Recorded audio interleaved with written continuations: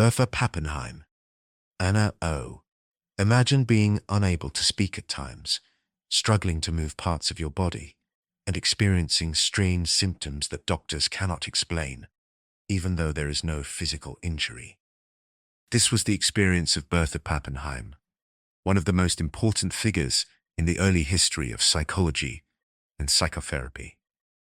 Bertha Pappenheim was born in 1859 in Vienna, then part of the Austro-Hungarian Empire. She was highly intelligent, creative, and well-educated.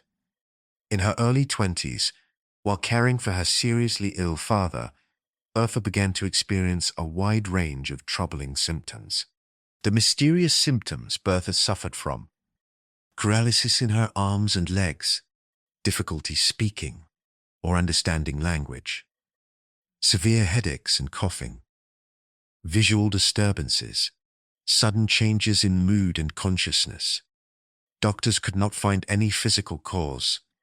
At the time, conditions like this were often labeled hysteria, a diagnosis used for symptoms without a clear medical explanation. In 1880, Bertha was treated by a physician named Josef Breuer. Breuer noticed something unusual. When Bertha talked about painful memories or emotions, especially under hypnosis, her symptoms often improved or disappeared. Bertha herself described this process as the talking cure, and sometimes called it chimney sweeping, as if she were clearing out blocked thoughts. Breuer realized that some of Bertha's symptoms were linked to unexpressed emotions and traumatic experiences. This case suggested a revolutionary idea. Psychological problems could be caused by unconscious emotional conflicts, not physical damage. Breuer later shared Bertha's case with Sigmund Freud. Together, they published the case in 1895 in a book called Studies on Hysteria. This work helped lay the foundations for psychoanalysis, a new approach to understanding and treating mental illness through talking and self-exploration.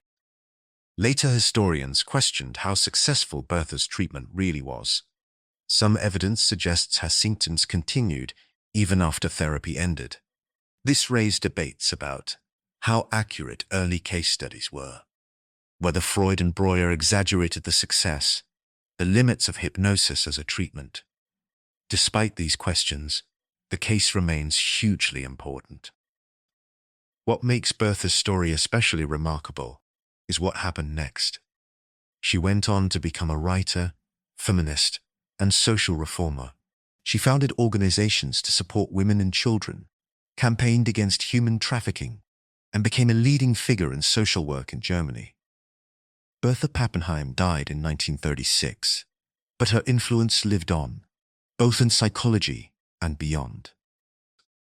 At its heart, Bertha's story teaches us that mental distress can have psychological roots. Talking about experiences can be healing.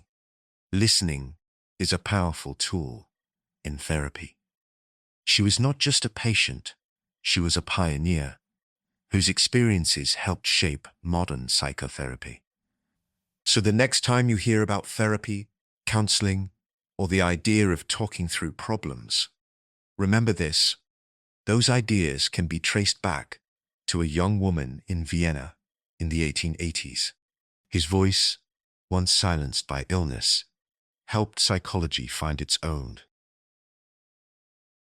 If you enjoyed our channel, please click subscribe